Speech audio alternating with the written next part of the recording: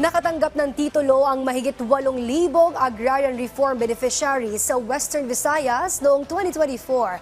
Ang mahigit 1.5 billion pesos na halaga ng utang pang-agraryo, binura na rin ng gobyerno. May balitang pambansa si JP Hervas ng Radyo Pilipinas, Iloilo.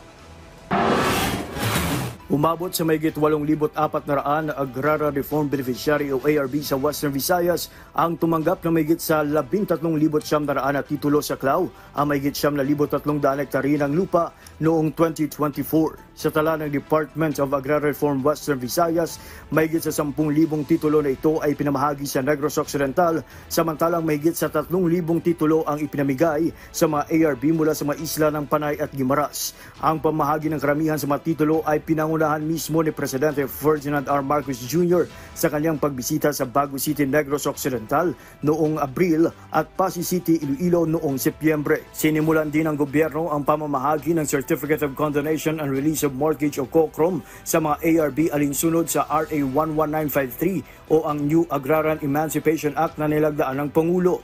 Halos 778.5 million pesos na pinagsamang utang sa bangko ng higit sa 9,400 na ARB mula sa Capiz, Guimaras at Iloilo ang binurada ng gobyerno. Ang DAR ay namahagi rin ng COCROM sa higit 6,100 na ARB sa Negros Occidental na may 816 million pesos na pinagsamang utang.